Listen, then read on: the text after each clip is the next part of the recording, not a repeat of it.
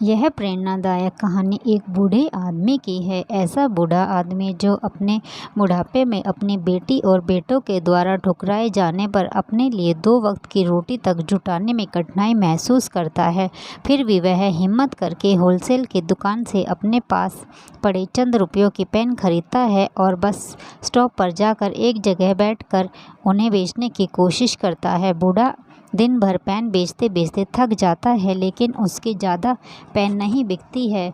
फिर वह उसी जगह सो जाता है जिस जगह वह बैठकर पेन बेच रहा था। बूढ़ा जहाँ सोया था वहीं पर अपना पेन का कटोरा भी रखा होता है।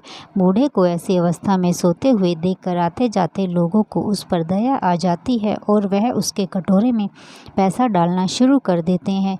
जब बूढ़ा जागता है तो देखता है कि उसकी पेन एक भी नहीं कम हुई है और उसके कटोरे में काफ़ी सारे पैसे जमा हैं। तो वह समझ जाता है कि लोगों ने उसको भीख देना शुरू कर दिया है। अब बूढ़ा हर दिन उसी जगह पर आता, थोड़ी देर बैठता और वहाँ लेट जाता और इस तरह उसे हर दिन ढेर सारे पैसे मिल जाते। कई दिन के बाद बीतने के बाद जब बूढ़ा उसी जगह अपने उसी कटोरे में पेन रखकर बिना कुछ बोले बैठा होता है, तब एक यंग बिजनेसमैन उसको देखकर उसके कटोरे में 50 रुपये डालता है और अपने बस में बैठ जाता है। कुछ सेकंड बाद उस बिजनेसमैन को क्या सूझता है कि पता नहीं, वह बस से नीचे उतरता है, उस बूढ़े के पास आता है और कटोरे से कुछ पेन उठाता है और उसे कहता है कि इस पेन की कुछ कीमत है और मैं आपको कीमत देकर यह पेन ले रहा हूँ। आखिर आप भी एक बिजनेसमैन हैं और मैं भी। इतना कहकर वह फिर से अपने बस में बैठ जाता है और वहाँ से बस चली जाती है। उस यंग मैन बिजनेसमैन की बातें जैसे बूढ़े के दिल में उतर जाती है।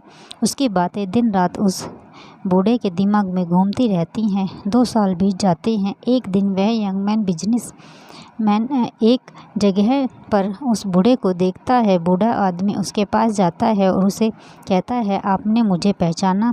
शायद आप भूल गए होंगे, लेकिन मुझे आप अच्छे से याद हो। बिजनेसमैन कहता है, आपके याद दिलाने पर मुझे थोड़ा थोड़ा याद आ रहा है। शायद आप वही बूढ़े आदमी हैं जो कभी उस बस स्टॉप पर बैठकर भीख मांगा करते थे, लेकिन आज तो आपका अंदाज ही कुछ बदला हुआ है। आप सूट बूट में टाई पहनकर यहाँ क्या कर रहे हो? बूढ़ा आदमी उस यंग मैन को धन्यवाद देते हुए कहता है कि आप नहीं जानते आपने उस मुलाकात में मुझ पर कितना उपकार किया है। यंग बिजनेसमैन को कुछ समझ नहीं आता, क्योंकि उसके हिसाब से तो उसने कोई ऐसा काम भी नहीं किया था जिसके लिए उसे धन्यवाद दिया जाए। बूढ़ा आगे बताता है, मैं आपको पूरी बात बताता हूँ। उस दिन जब आपने मुझ पर दया न दिखाते हुए अपने पैसों के बदले मेरे कटोरे से पेन उठाई और जो शब्द आपने मुझसे कहे कि पेन की भी कीमत है और आपकी तरह मैं भी एक व्यापारी हूँ, इन शब्दों ने मेरे दिल दिमाग पर आंदोलन कर दिया। उस दिन से मैं सोचने लगा कि मैं यहाँ क्या कर रहा हूँ। मैंने अपनी ज़िंदगी भर कड़ी मेहनत करके अपना और अपने परिवार का पेट पाला था, तो मैं फिर इस उम्र में हार कैसे मान सकता हूँ। मैं उस दिन तुरंत उठा और मैंने घूम घूम कर सारी पेन बेच दी और अगले दिन से मैंने पेन के साथ कॉपी और बुक्स भी बेचना शुरू कर दी। मैंने शुरू के 6 महीने काफ़ी मेहनत की और अपने बेचने की चीज़ें बढ़ाता गया और सिर्फ 6 महीने में ही मैंने स्टेशनरी की दुकान डाल दी। मेरे अंदर जो मेहनत करने की लगन आपने पैदा की थी, उसकी वजह से मैं इतने पर ही नहीं रुका। मैंने स्टेशनरी में भी काफ़ी मेहनत करता था और मैंने कई सारी स्टेशनरियाँ खोल ली। आज मैं शहर का सबसे बड़ा स्टेशनरी का थोक व्यापारी हूँ। उस यंग मैन को उस बूढ़े आदमी की सफलता देखकर बहुत खुशी हुई।